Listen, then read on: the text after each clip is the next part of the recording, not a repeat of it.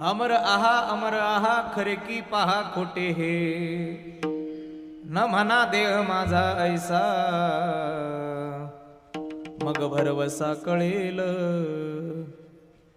कैचा धाक सकळिक आपुले न म्हणा देह माझा ऐसा मग भरवसा कळेल देवाची बरे तुका मने करे तुम्ही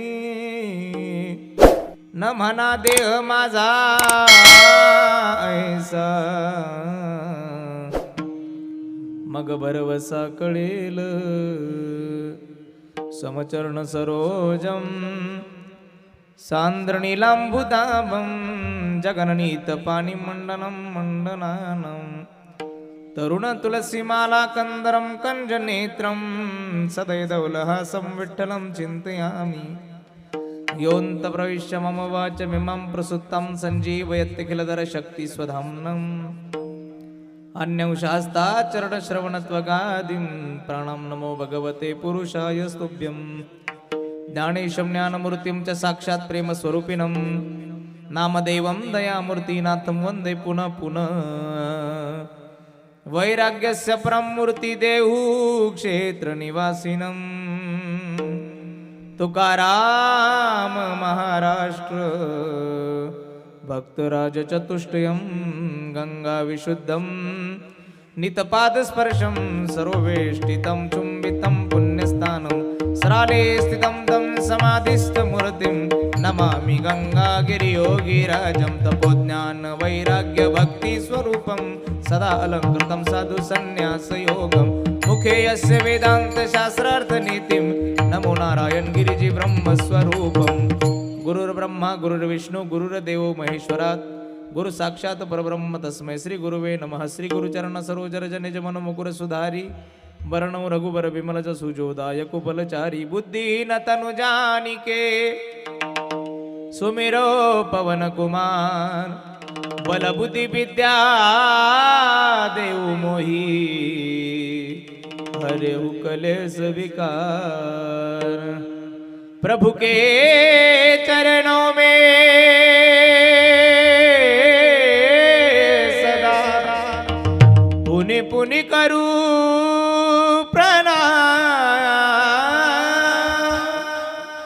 ऐसी माया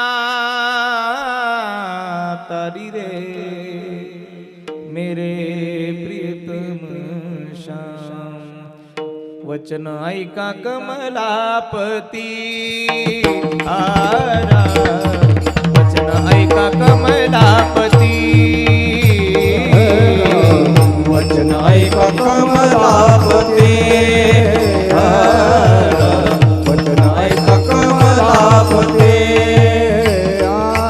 माझी रंकाची विनंती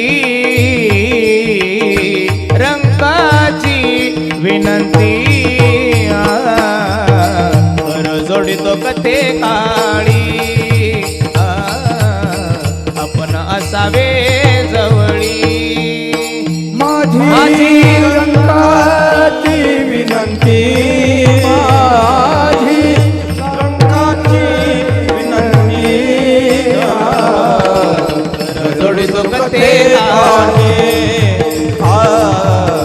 आपण असावे जवळे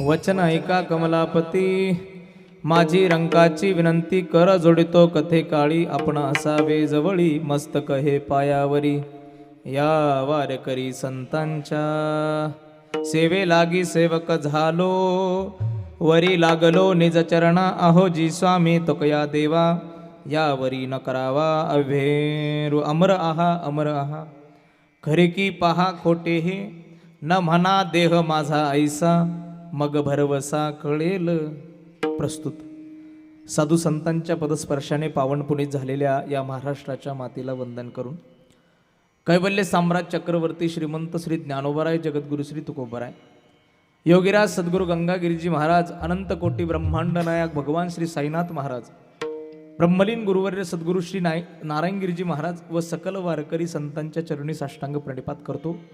माझ्या कीर्तनरूपी सेवेला सुरुवात करतो. कीर्तनाला सुरुवात करण्यापूर्वी वक्ता संबंधाने काहीसा परिहार देणं क्रम प्राप्त आहे आणि म्हणून परिहार द्यायचा आहे तो असा की आज आपण सर्व मंडळी जे या ठिकाणी या शिर्डी साकुरी शिव नाही का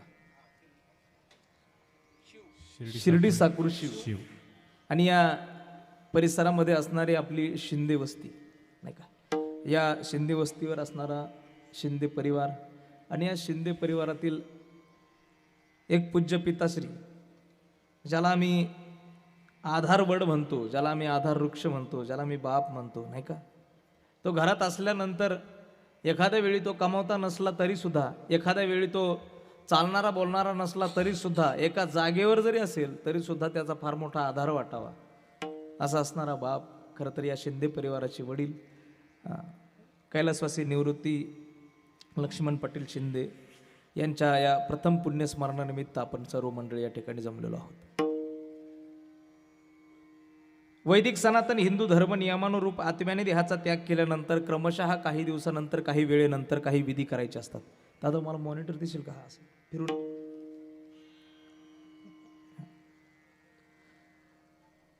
आत्म्याने देहाचा त्याग केल्यानंतर बरोबर काही दिवसानंतर, काही वेळेनंतर काही विधी करायचे असतात. बघा लक्ष द्या, बरोबर आत्म्याने देहाचा त्याग केल्यानंतर बरोबर काही वेळेनंतर आपण एक विधी करतो, त्याला अग्निदान सोहळा म्हणतात. बरोबर 1 दिवसानंतर केल्या जाणाऱ्या विधीला, काही ठिकाणी 2 दिवसानंतर, काही ठिकाणी 3 दिवसानंतर केल्या जाणाऱ्या विधीला रक्षाविधी म्हटलं जाते, ज्याला आपल्याकडे स्वावडणं असं सुद्धा म्हणतात. बरोबर 10 दिवसानंतर येणाऱ्या विधीला दशक्रिया विधी, पिंडदान सोहळा, काकस्पर्श विधी असं म्हटलं जातंय.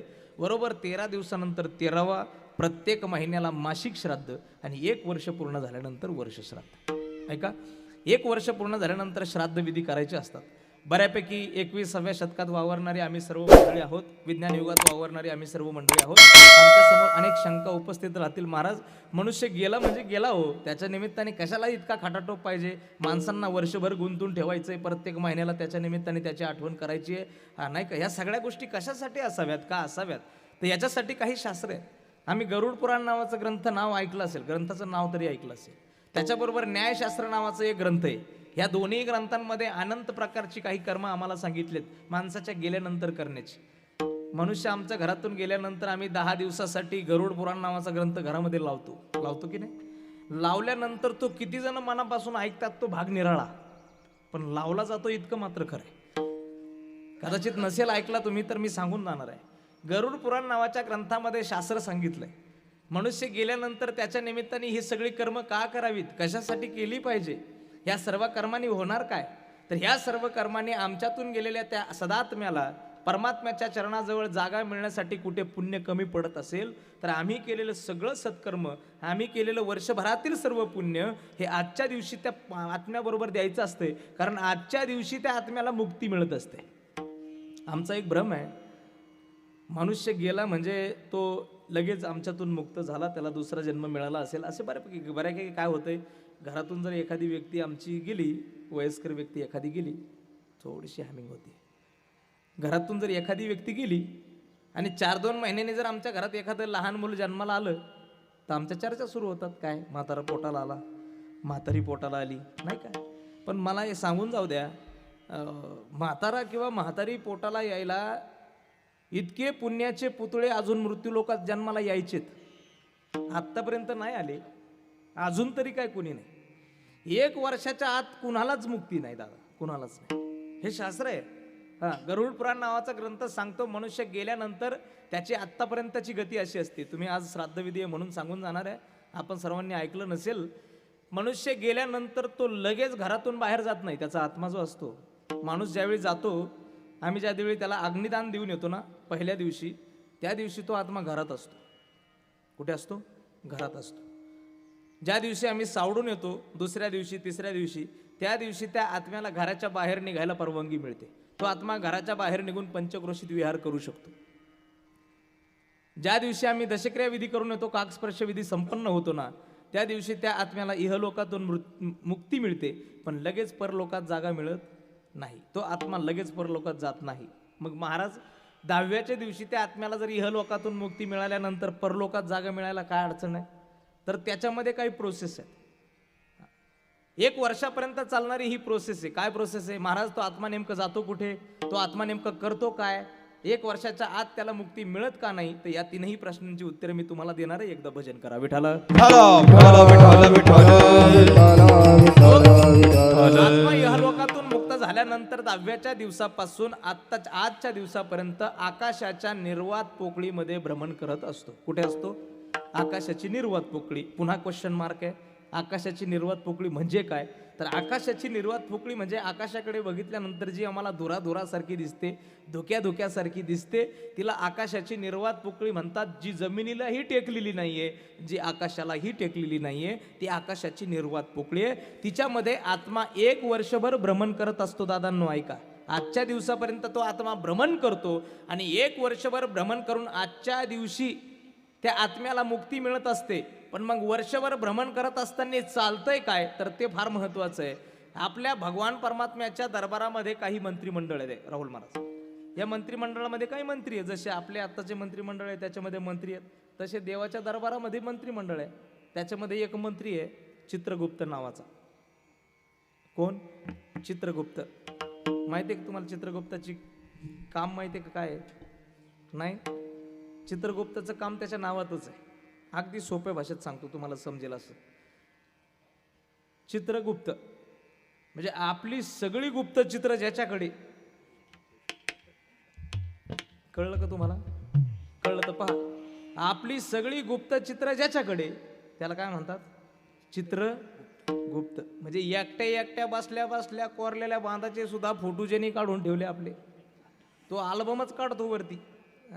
आम्हाला वाटतंय पिते दूध डोळे मिटून जात मांजराची मनी चोरट्याच्या कारे भीती चांदणाची. नाही का? मांजराला वाटतंय बा मी दूध पिते पण मला काय कोणी पाहत. जेव्हा पाठीमध्ये काठीचा धबाका पडतो तेव्हा तिला वाटतं अर पाहिलं गड्या कोणी. तसं आहे आमचं. वर्षभर आयुष्यभर काय करायचं ते करीतच राहायचं. असं वाटतंय कोण पाहतंय, काय कळतंय कोणाला? नाही का? पण मग वरती गेलं का, तो जेव्हा अल्बम काढतो ना तेव्हा कळतं गड्या अर चुकलं. चांगले कर्म केले असते तर आज काही याने त्रास दिला नसता. आमच्या आयुष्यभर केलेल्या पाप पुण्याचा लोखाजोखा एक वर्षभर चालतो दादा. चित्रगुप्ताद्वारे आमच्या आयुष्याचा लेखाजोखा ज्या दिवशी संपन्न होतो ना, तो आमच्या पुण्यस्मरणाचा दिवस आहे, तो आमच्या श्राद्ध विधीचा दिवस आहे. आणि एकदा की लेखाजोखा संपला की आम्ही केलेल्या पुण्यगतीनुसार चांगला जन्म मिळतो, आम्ही केलेल्या वाईट गतीनुसार आम्हाला नरक मिळतो. आणि आजच्या दिवशी आमच्या आत्म्याला मुक्ती मिळते. म्हणून आजच्या दिवसाला पुण्यस्मरण, आजच्या दिवसाला वर्ष श्राद्ध विधी आणि त्याचबरोबर आजच्या दिवसाला आत्मा मुक्ती दिवस असं सुद्धा म्हणतात. विठाला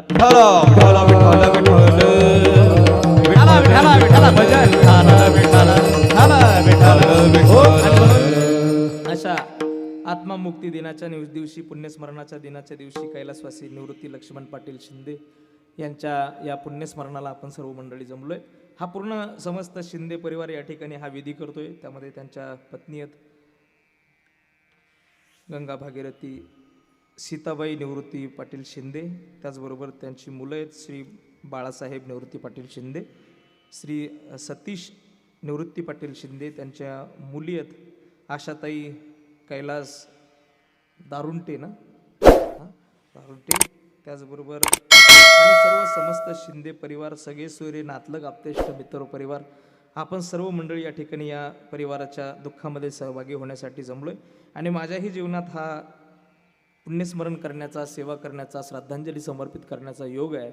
तो याच परिवाराचे असणारे जावई आमचे सन्मित्र श्री सुनील भाऊ लोंढे पिंपळस यांच्या माध्यमातून खऱ्या अर्थाने हा पुण्यस्मरण करण्याचा योग माझ्या जीवनात आहे.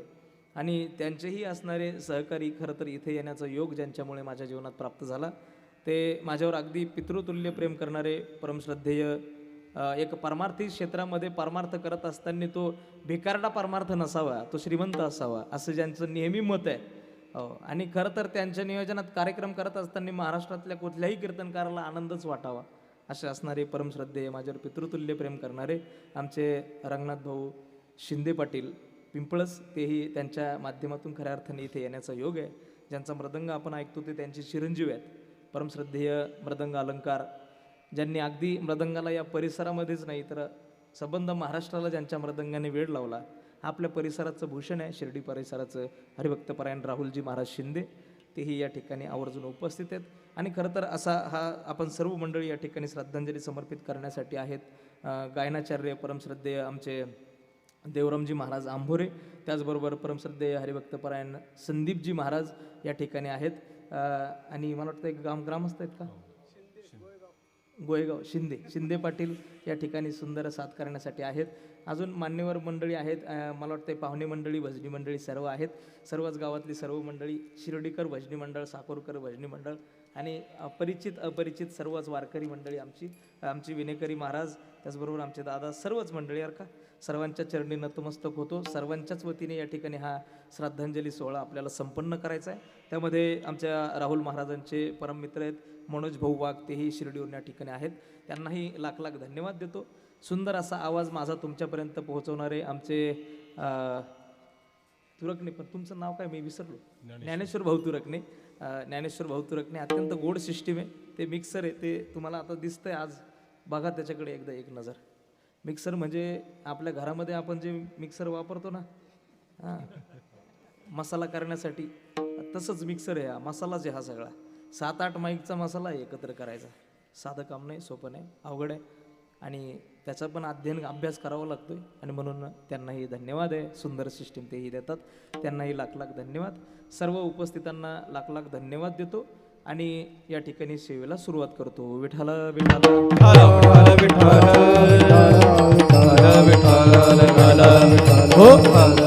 सेवेसाठी निवडलेला अभंग महान भगवत भक्त विश्ववंद्य महाराष्ट्रभूषण कनकाई बोलोबा पुत्र पंचमवेद निर्माते जगद्गुरु जगद्वंद्य श्रीमंत संत श्रेष्ठ तुकोबारा यांचा 4 चरणाचा आत्म्याच्या अमरत्वाची जाणीव करून देणारा आणि आत्म्याची अमरत्वाची जाणीव करून मृत्यू भयातून मनुष्याला मुक्त करणारा अभंग आहे. बरं का, फार लक्षपूर्वक ऐका. 1 तास कीर्तन सेवा आहे, 1 तासात मला तुम्हाला अभंग समजून द्यायचा आहे. तुकोबरा इतक्या सोप्या भाषेत आत्म्याची अमरत्वाची जाणीव करून देतात आणि आम्हाला सगळ्यात जास्त जी भीती मृत्यूची आहे, ते मृत्यूची भीती घालण्याचं काम तुकोबराय करतात. तुकोबराय पहिल्या शब्दात असं म्हणतात, बाबांनो तुम्ही ज्या मृत्यूला घाबरतात ना, ऐका, मी एवढा वाईट आहे का दिसायला? आपण सर्व तिकडे बघतात नाही ना? कृपया सर्वांना विनंती आहे, सर्वांनी माझ्याकडे बघा जरा वेळ, 1 तास फक्त बघा. थोडंसं पुढं सारखं माता भगिनी, पुढे या, थोडंसं पुढं या, थोडंसं पुढे या.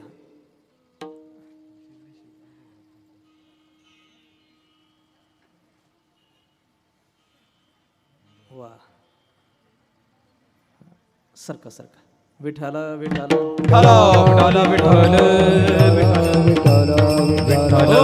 जगद्गुरु तुकोबरायांचा अभंग आहे. तुकोबराय आत्म्याची अमरत्वाची जाणीव करून देत असताना असं म्हणतात की अमर आहा या जीवाला म्हणतात. काय म्हणतात की तू मरणारा नाहीयेस, तू कोण आहेस? तू अमर आहेस. अमर आहा. पण ते काय करावं लागेल? तुला ते ओळखावं लागेल. तू अमर आहेस याची तुला जर जाणीव करून घ्यायची असेल तर काय करावं लागेल? पहा खरे की खोटे हे. मी जे म्हणतोय तू अमर आहेस, हे जर तुला खरं आहे खोटं आहे हे जर पाहायचं असेल तर तुला एक टेस्ट घ्यावी लागेल. ती टेस्ट म्हणजे अशी आहे, न म्हणा देह माझा ऐसा.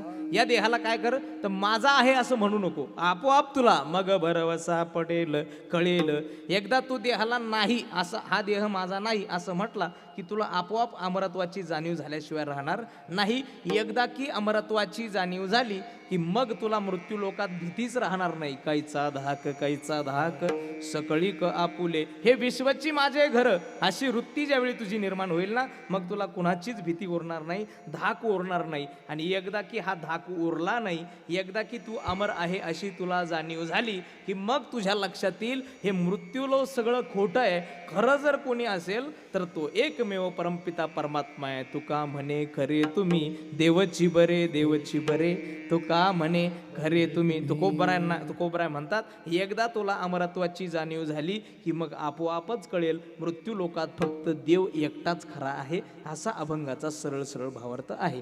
ऐका, विस्तृत भावाकडे जायचंय त्याच्या अगोदर ऐका, तुकोबराय जे आहेत या तुकोबरायांनी वेळोवेळी आम्हाला मार्गदर्शन प्रत्येक विषयाबद्दल केलेलंच. पण मृत्यू या विषयाबद्दल मार्गदर्शन करत असताना तुकोबरायांनी अनंत प्रकारे मार्गदर्शन करत असताना सांगितलं, बाबांनो मृत्यूला घाबरू नका.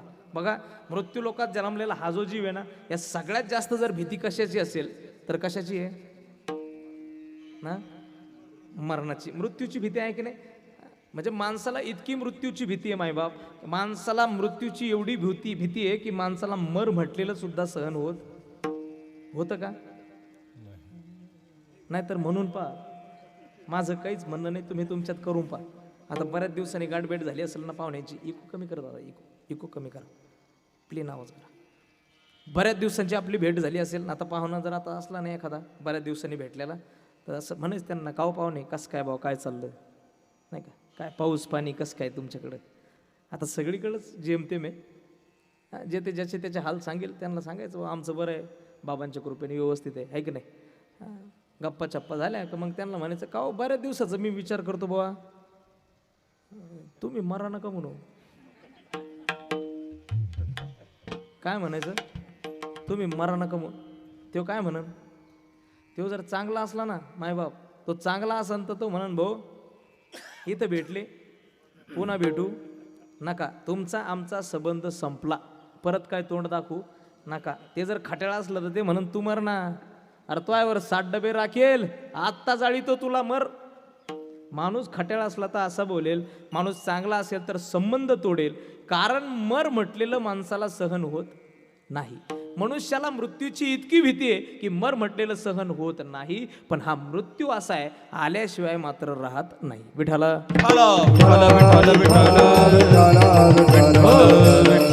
कोणाच्या ठिकाणी तरी अशी शंका आहे का बा तुम्हाला की महाराज बुवा मला असं वाटतंय बुवा मी मरल का नाही हो.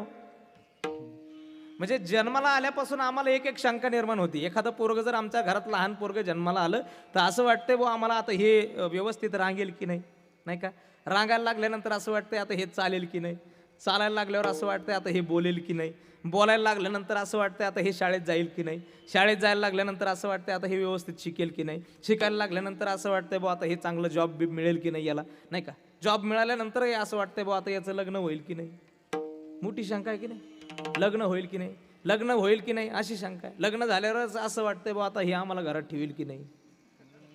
किती शंका आहेत हो. पावला पावलाला शंका आहे मायबाप, पावला पावलाला शंका आहे, हे आम्हाला सांभाळेल की नाही. पण कुणाला अशी शंका आहे का बाबा महाराज मी मरल का नाही. रोज उठलो को माझ्या डोक्यात एवढाच विचार आहे बाबा मरल का नाही, काय नो आम्ही आहे का असं. खात्री आहे ना तुम्हाला मरणार आहे म्हणून. नाही नाही म्हणजे तुम्ही मरावा अशी नाही इच्छा माझी. खात्री प्रत्येकाला आहे का मी मरणार आहे म्हणून. मी मरणार आहे म्हणल्यावर लय डोळे तुमचे टवकरले गड्या. ज्याची त्याची ज्याला त्याला खात्री आम्ही जाणार आहे, आम्ही काय राहणार आहे नाहीये, तरी सुद्धा आम्ही घाबरतो त्या मृत्यूलाच, नाही का. आम्ही घाबरतो त्यालाच. पण मृत्यू हे शास्त्र असं आहे बुवा, दिन 4 घडी का जीना, दुनिया है मुसाफिर खाना, चाहे लाख करो दुहाए, चाहे कोटी खत्म करा रे, बस यही चला है गाना, दुनिया है मुसाफिर खाना, सांझ के बाद होगा सवेरा, देखना है अगर दिल सुनेरा, सांझ के बाद होगा सवेरा, देखना है अगर दिल सुनेरा, पाव फूलों पे रखने से पहले, पाव फूलों पे रखने से पहले, तुझको कांटों पे चलना पड़ेगा, मौत जब तुझको आवाज देगी, घर से और निकलना पड़ेगा। जिंदगी एक किराए का घर है, एक ना एक दिन तो जाना पड़ेगा, मौत जब तुझको आवाज देगी, घर से बाहर निकलना पड़ेगा, घर से बाहर निकलना पड़ेगा, घर से बाहर निकलना पड़ेगा. ऐका हिंदीमध्ये भजन नाही, अभंग नाही, पण फार समर्पक आहे. मौत जब तुझको आवाज देगी घर से बाहेर निकलना पडेगा. ज्या दिवशी काळ आम्हाला आवाज देईल ना त्या दिवशी आम्हाला कुणालाच न विचारता घराच्या बाहेर निघावं लागतं म्हणजे लागतं. मग कुणी असू द्या. मग मा ही इकडं 10 एकर आहे मा तिकडं 25 एकर आहे. चालत नाही ते. सिकंदराच्या बाबतीत आम्ही ऐकलंय ना, जगाचा राजा होता, जगत जेता होता सिकंदर, जग जिंकलं होतं जग. मी रावणाचं का नाही सांगितलं, कारण रावणाचं पुराणात आहे. एखाद्या वेळी तुम्हाला वाटेल बाबा पुराणातल्या भाकड कथा तुम्ही तुमच्याकडे ठेवा, म्हणून सिकंदर सांगितला, जो सिकंदर इतिहासात घडलाय. आम्ही आत्ता पुस्तकात वाचतो त्याच्याबद्दल.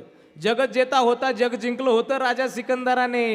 पण ज्या दिवशी काळ आला ना, याद कर सिकंदर के हौसले तो हाली थे,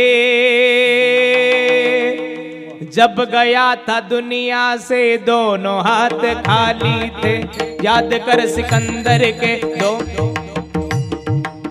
जब गया था दुनिया से दोनों हाथ खाली थे. जर जमीन और जेवर कुछ न साथ जाएगा, खाली हाथ आया था खाली हाथ जाएगा. मौत ने जमाने को ये समा दिखा डाला, कैसे कैसे रुस्तुम को खाक में मिला डाला. मुट्ठी बांध के आने वाले हाथ पसारे जाएगा, मुट्ठी बांध के आने वाले हाथ पसारे जाएगा. सर उठा कर चलने वाले एक दिन धोखा खाएगा.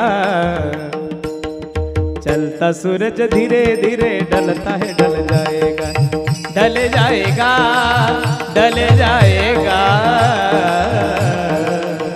नाही का सिकंदरला सुद्धा जावं लागलं. सिकंदराकडे एवढी अमाप संपत्ती होती, इतके सैन्य होते, हाकीम वैद्य होते. हाकीम वैद्य म्हणजे आजकालची MD डॉक्टर बरं का.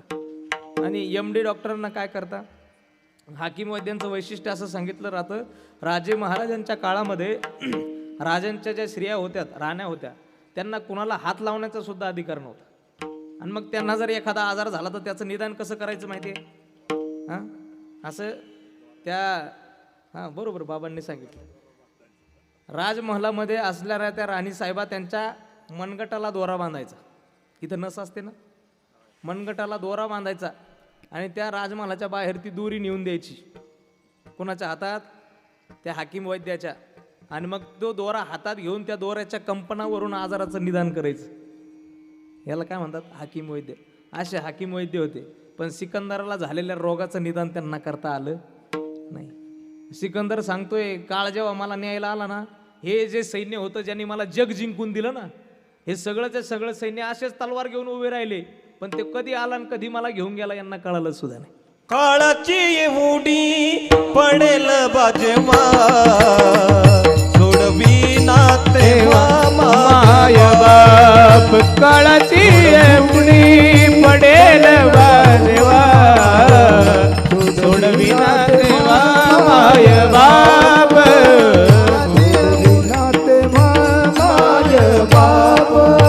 काळाची एवढी पडेल बाजेमा, काळाची एवढी पडेल बाजेमा, देवा सोडविना देवा माय बाप. तेव्हा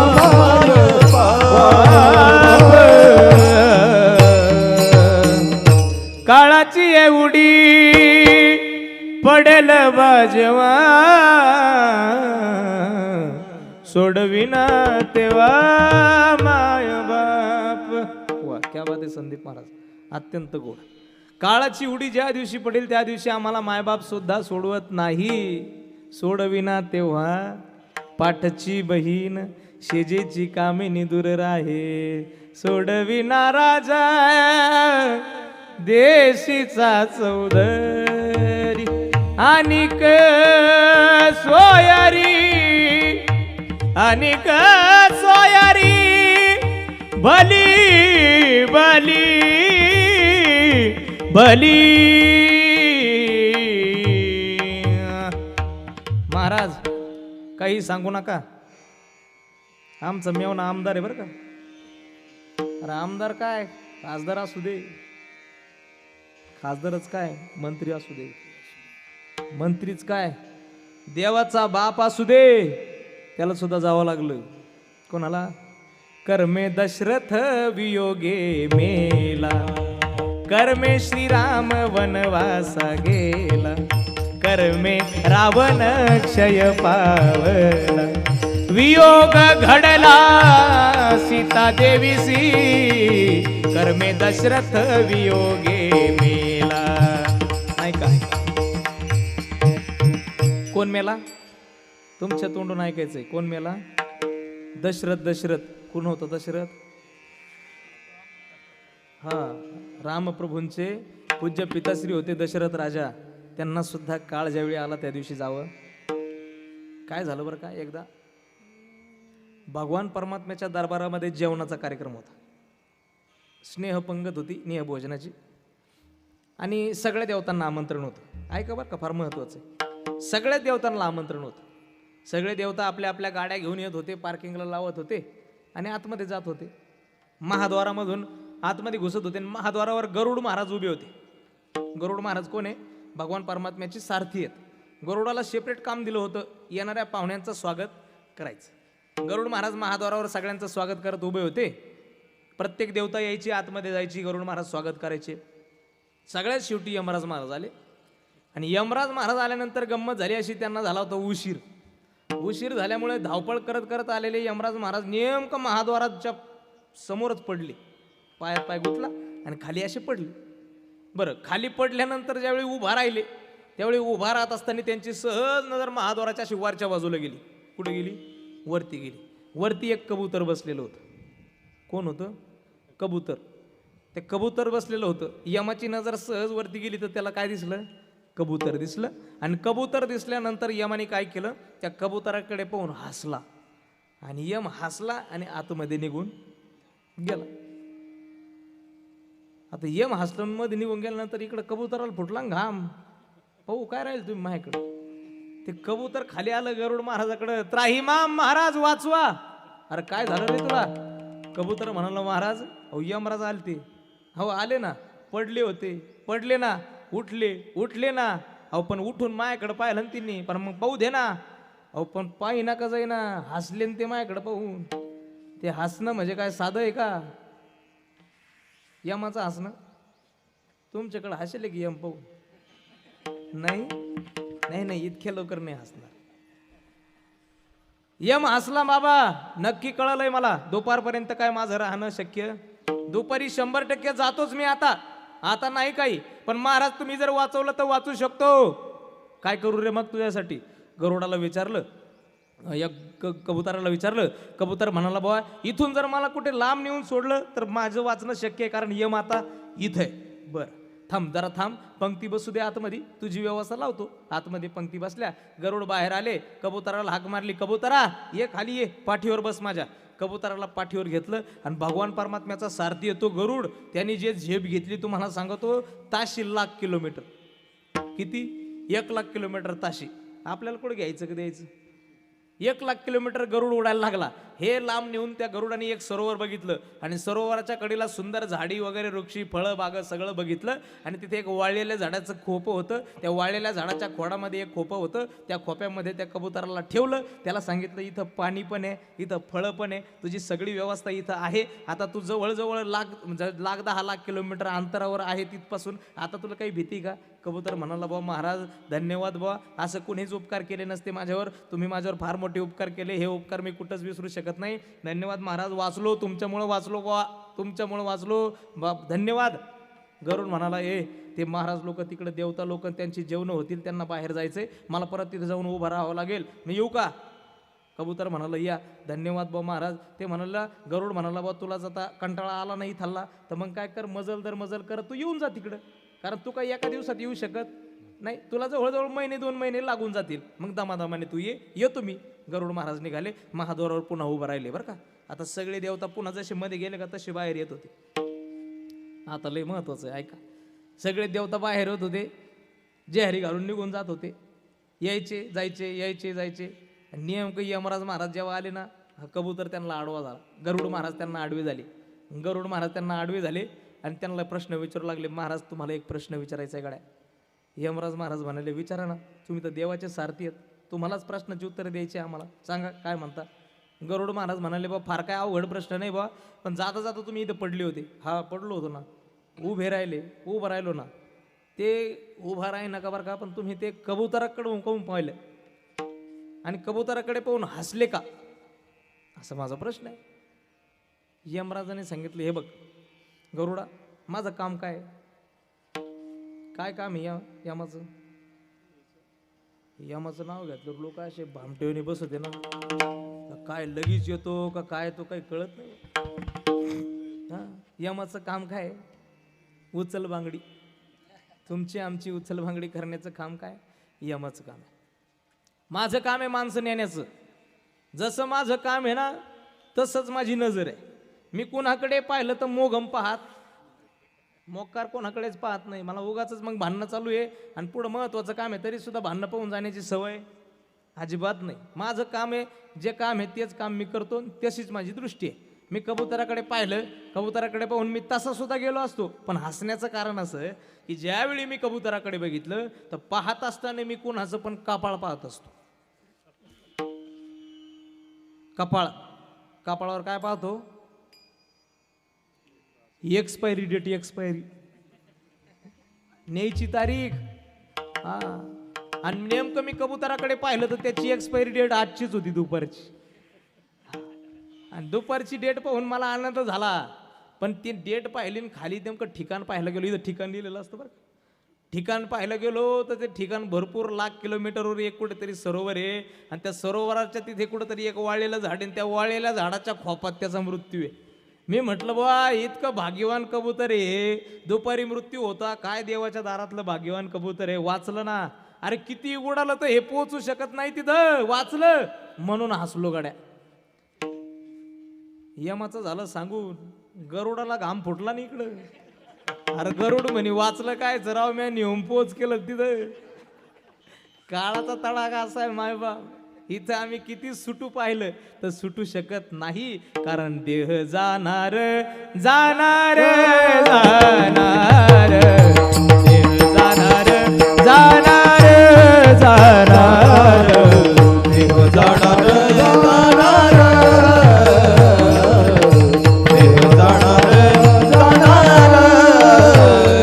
या काळोबा खाणार, काळोबायासी खाणार, देव जाणार जाणार जाणार, देव जाणार जाणार. त्याची काळोबा खाणार, त्याची काळोबा खाणार,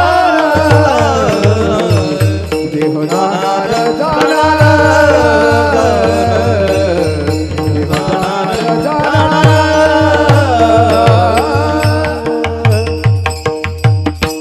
देह जाणार जाणार यासे काळोबा खाणार, कारण देह हे काळाचे धन कुबेराचे, येथे मनुष्याचे काय आहे. इथे मनुष्याचं काही नाही. देह कुणाचा आहे ऐका, आपण अभंगाकडे येतोय. देह कुणाचा आहे, काळाचा आहे. धन कुणाचं आहे, कुबेराचं आहे. इथे मनुष्याचं काय आहे, काहीच नाही. तेच महाराज सांगता, इथे मनुष्याचं काहीच नाही. मनुष्याचं काही नाही याचा अर्थच महाराज म्हणतात तू अमर आहे, तू मरणारा नाही. कळतंय का तुम्हाला.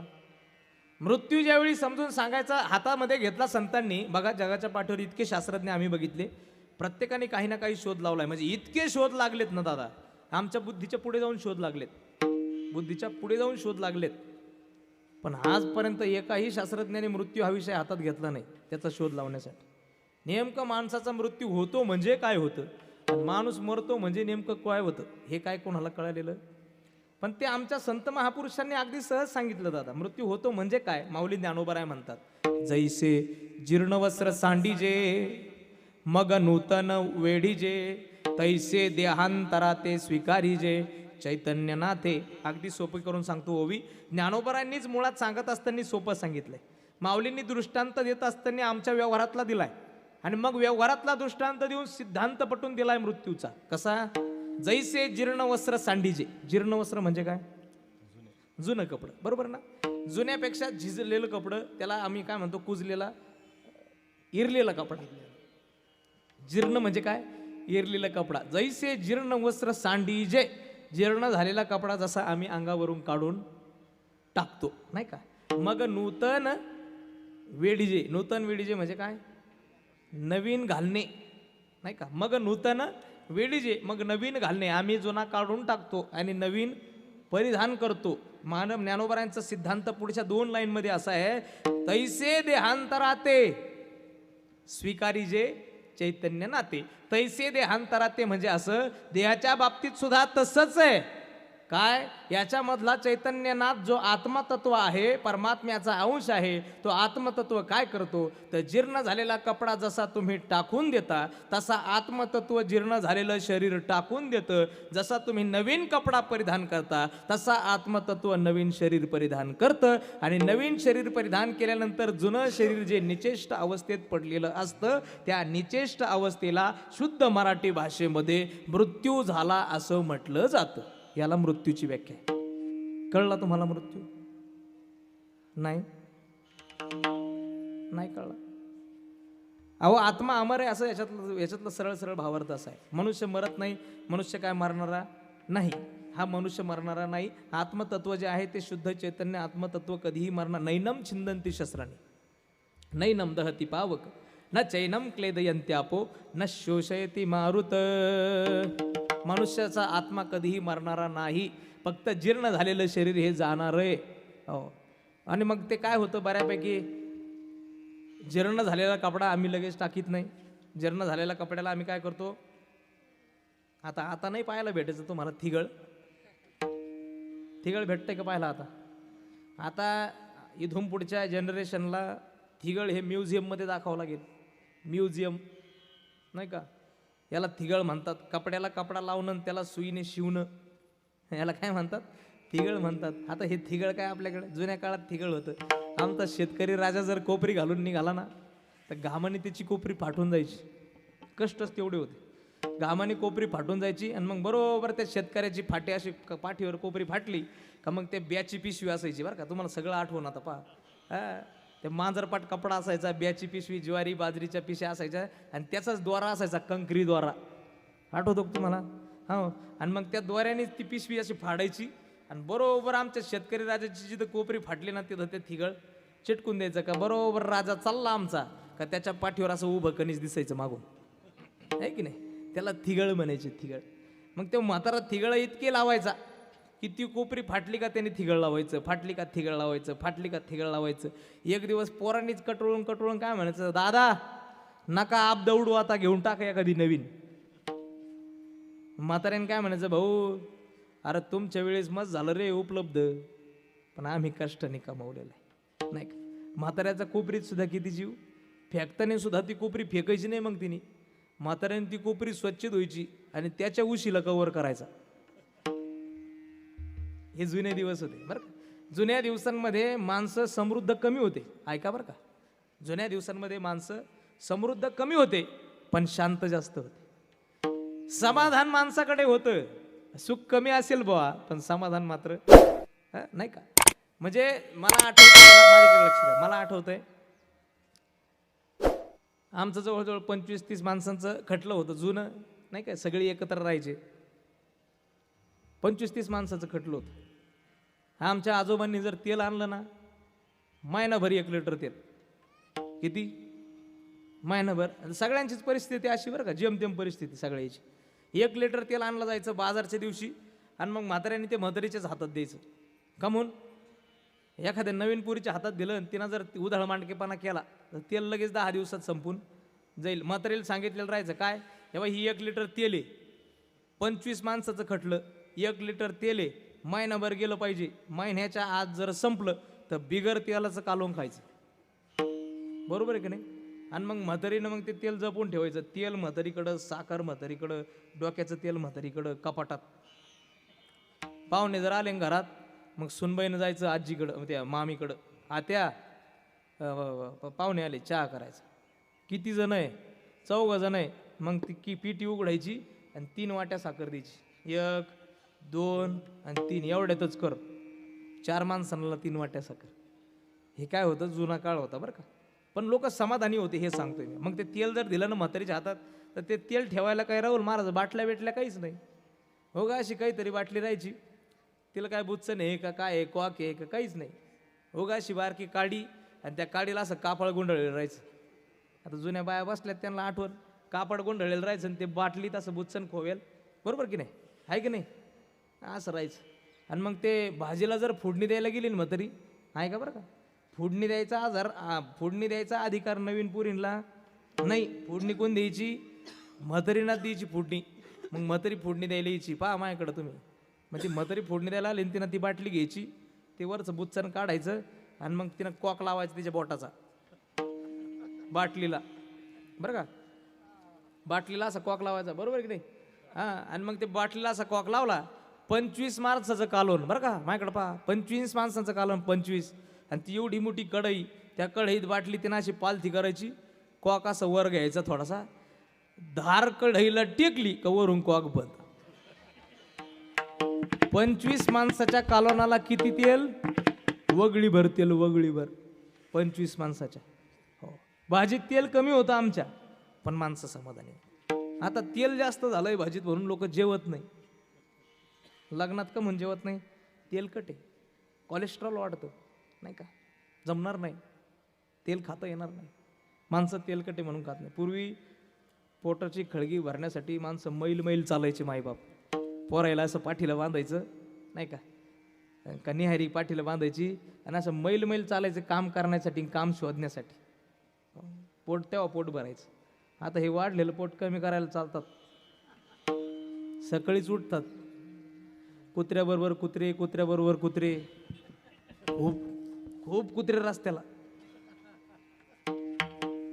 फार. ह्यो त्याचा हात धरून चालतो का त्यो याचा हात धरून चालतो, ते जो काहीच कळत नाही. नेमकं दाव कोणला बांधले हेच कळत नाही. विठाला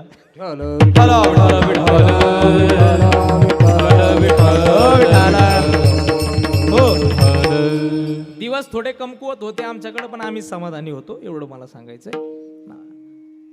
म्हणून तिघळावर तिघळं लावली जायची बघा. कोपरीवर तिघळ लावलं का तिघळावर तिघळावर, तसं शरीराला सुद्धा आम्ही तिघळ लावतो. आम्हाला ज्यावेळी पहिलं तिघळ लावतो आम्ही, आमचे केस पांढरे झाले की काटो, गोलो, लगालो, कळलं का, परत सांगतो, काटो, गोलो, लगालो, कळलं. हां, केस पांढरे झाले की आम्ही लगेच कटिंगच्या दुकानात जाऊन, न्हाव्याकडे जाऊन केस काळे करून येतो. हे आमच्या जीवनात आम्ही आमच्या शरीराला लावलेलं पहिलं तिघळ आहे. कारण हे सगळ्यात पहिलं तिघळ ज्यावेळी दशरथ राजाला दिसलं, रामप्रभूंचे वडील दशरथ राजा रामप्रभूंचं लग्न झाल्यानंतर ज्यावेळी एक दिवस आरशासमोर बसले होते ना, आरशासमोर बसल्यानंतर कानाजवळचा एक केस राजाला पांढरा दिसला. श्रवण समीप भये श्रित केसा, कानाजवळ एक पांढरा केस दिसला. तर राजा दशरथाने ठरवलं, आपलं आयुष्य संपलं, आपला संसार करण्याचे दिवस संपले, कारण माझ्या डोक्याचा केस, एक केस पांढरा झाला. त्या दिवशी राजाने रामाच्या हातात राज्य सोपवलं. पण आमचं तसं आहे का भाऊ, आठवड्याला केस काळे ना, आठवड्याला. बरं पहिलं झालं का, दुसरं तिघळ डोळ्याने दिसायला कमी झालं का लगेच दवाखान्यात. मायनस असला की अजून मायनस, नंबर जेवढा वाढन तेवढ्या काचा बदलून घ्यायत राहायच्या. हे दुसरं तिघळ शरीराचं. तिसरं तिघळ सांगू का, कानाने कमी झालं का ऐकायला, लगेच श्रवण यंत्र. चालायला गुडघे दुखायला लागले का लगेच वाट्या भेटायला लागल्या. आता थिगळावर थिगळ शरीराला. पण एक दिवस असा येतो, हे थिगळं लावून लावून लावून लावून लावून लावून या आत्मतत्वाला कंटाळा येतो, कंटाळा. अरे हातात थिगळ लावून जगतो, पण देवाचं काय नामस्मरण करीत. एक दिवस शरीर जीर्ण झालं की ते आत्मा या शरीराला कंटाळून शरीर सोडतं. तसंच जीवनाच्या बाबतीत आहे, जीवनाचं सुद्धा हेच सत्य आहे. पण मग आम्ही अमर आहोत, आम्ही मरणारे नाही आहोत, हे कशाहून कळेल महाराज. महाराज म्हणतात की एकदा की तू तुझ्या देहाला नाही म्हटलास की तुला भरोसा पटल्याशिवाय राहणार नाही अभंगाचं दुसरं. अमर अमर न म्हणा देह माझा ऐसा, न म्हणा देह माझा ऐसा, ऐसा न म्हणा देह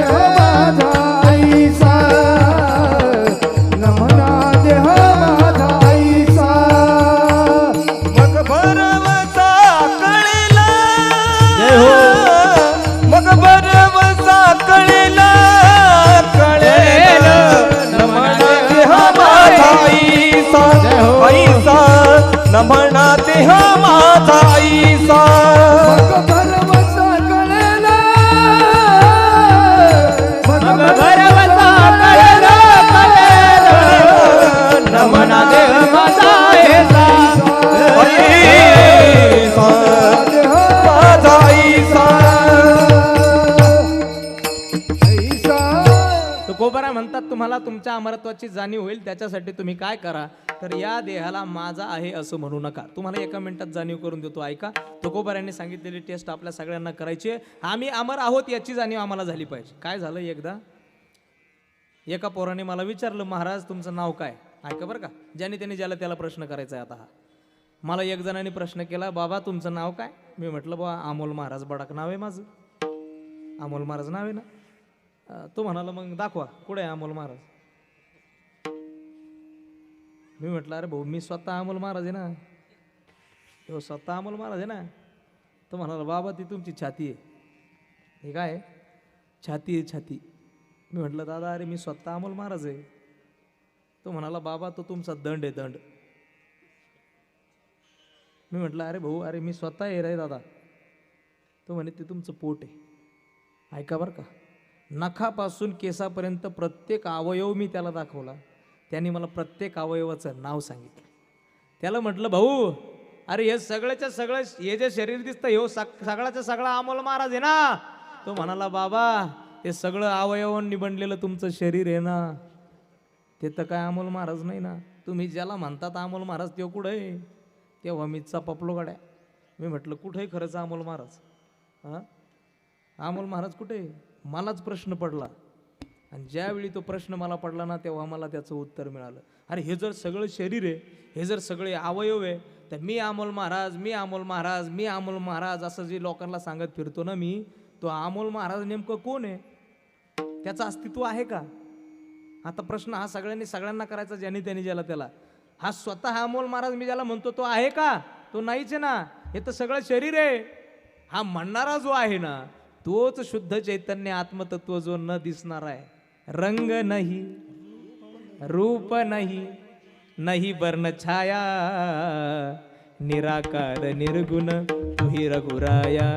तो रंग नाही रूप नाही नाही वर्ण छाया असा जो आहे तो शुद्ध चैतन्य आत्मतत्व आमच्या अंतःकरणामध्ये आहे. जेव्हा मी म्हणतो हे शरीर माझं आहे तेव्हा मी म्हणणारा मी वेगळा होतो आणि शरीर वेगळं होतं. विठाला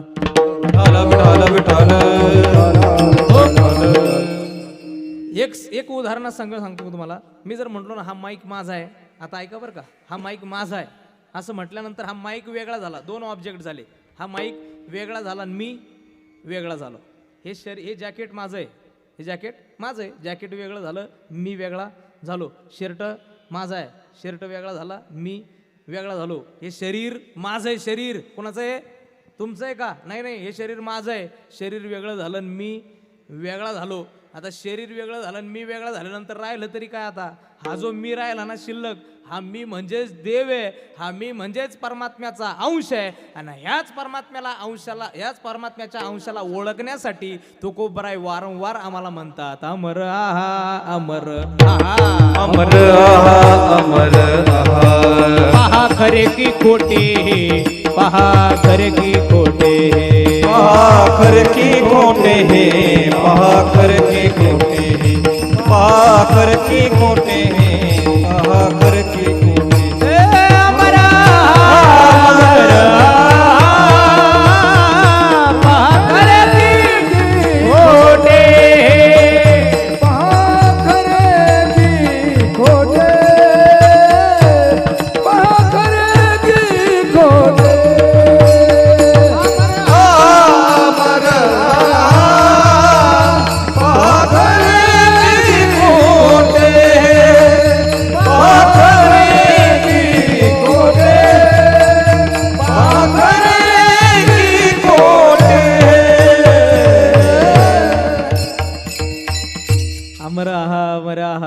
पहा खरे की खोटे हे न म्हणा देह माझा ऐसा मग भरवसा कळेल. मग तुम्हाला भरवसा पटल्याशिवाय राहणार नाही. खरं तर माणसाला भरवसा पटवून देण्यासाठी संतांनी अनंत प्रयत्न केले ना दादा.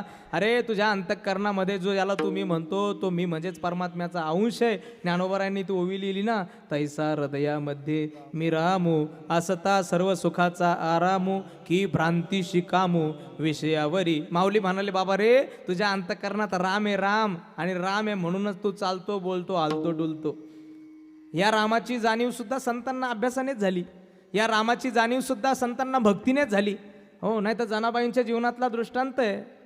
जनाबाईला देव फक्त मंदिरातच दिसत होता, पण ज्या दिवशी जनाबाईला संतत्वाची दृष्टी प्राप्त झाली ना, त्या दिवशी जनाबाई म्हणाली हृदय बंदी खाना केला, हृदय बंदी खाना केला, हृदय बंदी खाना केला, हृदय बंदी खाना केला. आता विठ्ठल गोंडीला, जय हो. आता विठ्ठल गोंडीला, आता विठ्ठल गोंडीला, आता विठ्ठल गोंडीला. हृदय हरीला पंढरीचा चोर. जय हो. हरीला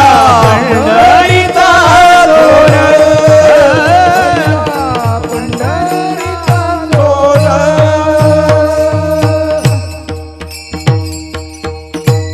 धरीला पंढरीचा चोर, हृदय बंदी काना केला, आत विठ्ठल गोंडीला. हो धरीला पंढरीचा चोर. जनाबाईने कुठे धरला देव? कुठे? हृदयात धरला. हृदयात. तो हृदयात धरला की हृदयात होता? हा, हृदयात हाणून ठेवला की होता? होता. जाणीव नंतर झाली. संत मालिकेमध्ये संत शिरोमणी सावता महाराजांच्या बाबतीत सुद्धा हेच उदाहरण आहे दादा, नाही का? संत शिरोमणी सावता महाराज कधीच आरण भेंडी सोडून आणि त्यांचा मळा सोडून पांडुरंगाच्या दर्शनाला पंढरपूरला गेले नाही. नाही गेले, एकदा पण नाही गेले. एकदा सुद्धा पंढरपूरला न जाता धन्य त्याची माता असं म्हणतात. साठविला दाता त्रैलोक्याचा, साठविला दाता त्रैलोक्याचा, दाता त्रैलोक्याचा,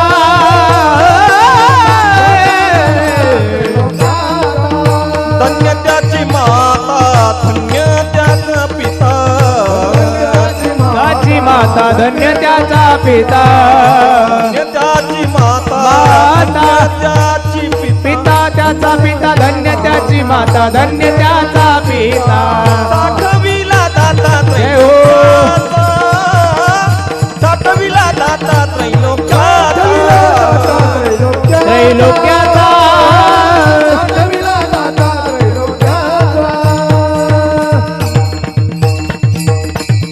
एकदा सुद्धा पंढरपूरला न जाता धन्य त्याची माता, धन्य त्याचा पिता, का तर साठविला दाता त्रैलोक्याचा. सावता महाराजांनी सुद्धा हृदयात परमात्मा साठवला होता. हृदयात परमात्मा साठवण्यासाठी सावता महाराजांनी त्याला बोलवलं नाही बरं का. हो, महत्वाचं आहे का, त्यांनी बोलवलं नाही त्याला. नामदेवरायाला झालेला अहंकार संपवण्यासाठी देवाने केलेली कला आहे. नामदेवरायाचा झालेला अहंकार संपवण्यासाठी भगवान परमात्मा, नामदेवराय आणि ज्ञानोबराय हे तिघ जण लपंडाव खेळत खेळत आरंभेंडी गावाला आले. आणि आरंभेंडी गावाला आल्यानंतर ज्यावेळी देवाची लपण्याची वेळ आली आणि नामदेवरायांची, ज्ञानोबरायांची सापडण्याची वेळ आली ना, तेव्हा देवाने सांगितलं बघा मी आता लपणार आहे, आता तुम्ही मला सापडायचंय. जेव्हा देव लपले ना, तर आरणभेंडी गावामध्ये सावता महाराजांच्या मळ्यामध्ये घुसले लपण्यासाठी. आणि सावता महाराजांच्या मळ्यामध्ये घुसल्यानंतर सावता महाराजांचं एकच होतं, कांदा मुळा भाजी. शेतामध्ये काम करता करता त्यांनी त्याच्यातच विठ्ठल बघावा. कांदा मुळा भाजी अवघी विठाई माझी, अवघी विठाई माझी, अवघी विठाई माझी, अवघी विठाई माझी. लसूण मिरची कोथंबीरी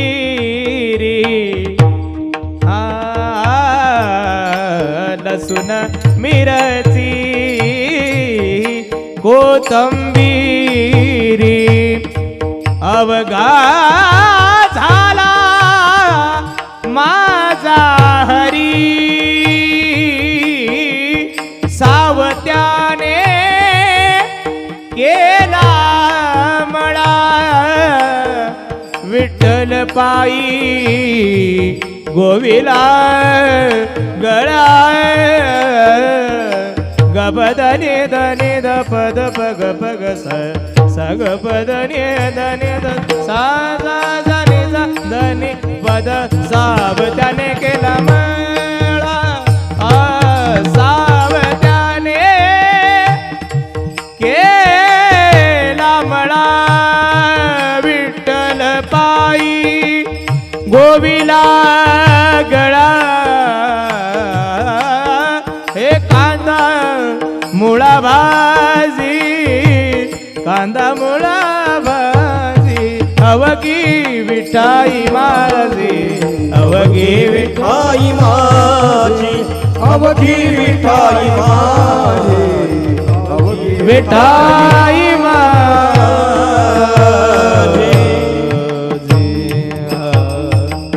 कर्मयोगी संत होते सावता महाराज. आपल्या कामामध्येच देवाला पाहणारे, सगळ्याच मळ्यामध्ये पांडुरंगाला पाहणारे सावता महाराज आपलं आपलं कर्म करत असताना पांडुरंगाचं भजन करत होते. आणि जेव्हा जगाचा बाप सावता महाराजांकडे लपण्यासाठी आला ना, सावतोबांनी देवाने विचारलं, सावता महाराज मला लपण्यासाठी जागा सापडा. ज्ञानोबराय पाहतात ते मला, ज्ञानोबराय सापडतात ते, नामदेवराय सापडतोय मला लपण्यासाठी जागा सांगा. सावता महाराजांनी सांगितलं, महाराज कुटीमध्ये लपना देवा तुम्ही, माझ्या कुटीत लपना. देवाने सांगितलं, अरे कुटीत लपून जमेल का मला, हे तेव्हा सापडतील ना मला हे कुटीत, मग कुठे लपता देवा, अशी जागा सांग बा जिथं मला मी सापडणार नाही, मी दिसणार नाही. देवा मग आता कुठे लपता हो, तुम्ही तर सगळीकडेच येत ना, कुठे पाहिलं तर तुम्ही दिसणारच आहेत त्यांना, मग आता कुठे लपता तुम्ही, एक काम करता का, माझ्या हृदयात लपता का. असं म्हटल्यानंतर देवाने सहज हसून म्हटलं, अरे हा जमेल राव, ठेवतो का. सावता महाराजांनी पुढचा मागचा विचार न करता आपल्या छातीला विळा लावला आणि छाती पाडली. ऐकायला कसं वाटतंय, पण हे त्यांनी केलं. कारण ज्यावेळी त्यांना त्यांच्या अमरत्वाची जाणीव झाली ना, तेव्हा त्यांना कळालं होतं, काहीचा धाक काहीचा धाक, धाकच उरलेला नव्हता ना, मरणाचा धाक त्याला उरेल ज्याला देव कळणार नाही. सावतोबांना देव कळाला होता, छाती फाडून देवाला अंतःकरणात साठवलं. आणि मग अंतःकरणात साठवल्यानंतर ज्ञानोबराय नामदेवराय पाहू लागले ना, त्यावेळी नामदेवराय त्यांच्या जवळ आले आणि सावतोबांना विचारू लागले, इकडं देव आले होते पाहिले का तुम्ही. सावता महाराज म्हणाले, नाही गडे इकडं आलेच नाही. पण देवाचा देवाचा जो पितांबर होता ना, तो पितांबर हृदयातून बाहेर दिसत होता. तो पितांबर धरून ज्यावेळी ज्ञानोबरायांनी देवाला बाहेर ओढलं, त्यावेळी सावतोबांच्या हृदयातून देव बाहेर निघाले. आणि नामदेवरायांचा झालेला अहंकार हा तिथेच संपला, की माझ्याही पेक्षा श्रेष्ठ भक्त सावतोबा कधीच पंढरपूरला नाही आलेला, त्याच्या सुद्धा अंतःकरणात देव राहू शकतो. हा हे सामान्य महिमान नाही आहे. म्हणून देव आमच्या हृदयात आहे, देव आमच्या जवळ आहे, देव आमच्या अगदी अंतःकरणात आहे. पण त्याला ओळखण्याची दृष्टी आमच्याकडे प्राप्त होत नाही. ती दृष्टी आम्हाला संत संगतीने आणि भगवंताच्या भजनाने प्राप्त होईल. म्हणून संतांच्या संगतीत तुकोबारांनी केलेलं मार्गदर्शनच आहे ना हे, की तू कोण आहेस. हा आमचे टाळकरी मात्र आहे बो जागे, तुमचं सारं लक्ष तिकडं कड इकडे नाही ना. तुकोबराय म्हणाले, बाबा मरणारा नाही तू, अमर आहेस अमर. एकदा तुला देव कळाला ना, मग धाकच उरणार नाही. कैचा धाक कैचा धाक कैचा धाक कैचा धाक कैचा धाक कैचा धाक कैचा धाक कैचा धाक सकाळी का फुले फुले सकाळी का फुले नमन देह माझा नमन देह माझा नमने देह माझा नमने देह माझा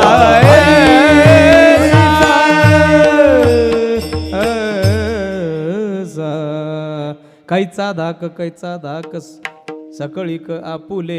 एकदा की सकळीक आपुलं असं कळालं की मग देवत्वाची जाणीव होईल आणि देव खरा आहे याचं हे सुद्धा आम्हाला जाणीव झाल्याशिवाय राहणार नाही. मृत्यू लोकात एकही गोष्ट खरी नाही, खरा फक्त एकमेव तो परमपिता परमात्माच आहे. कारण तो खरी वस्तू तिला म्हणता येईल जी भूतकाळात होती, जी वर्तमानात आहे, जी प्रेझेंटमध्ये आहे आणि जे फ्युचरमध्ये सुद्धा असणार आहे.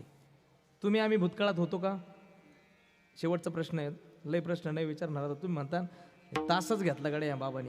निस्ते प्रश्न. पहिला प्रश्न, भूतकाळात तुम्ही आम्ही होतो का? सृष्टी निर्माण झाली त्यावेळी आम्ही होतो का? नव्हतो ना. आम्ही अलीकडचे आता 70 वर्ष, 50 वर्ष, 30 वर्ष, 40 वर्ष. भूतकाळात आम्ही नव्हतो. आम्ही आत्ता आहात का?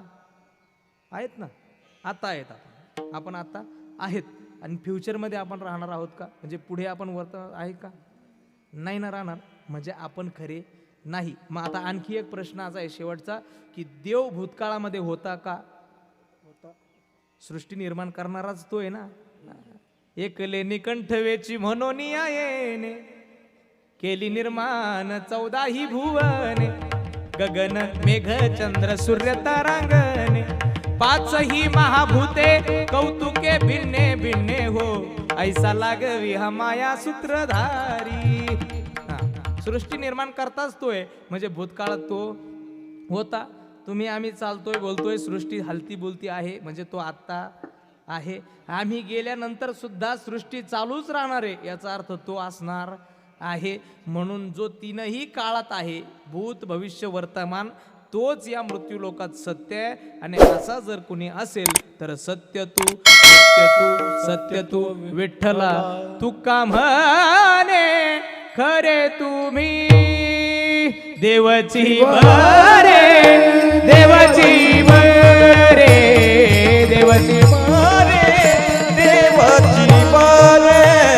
तुका म्हणे खरे तुम्ही, तुका म्हणे खरे तुम्ही न म्हणा दे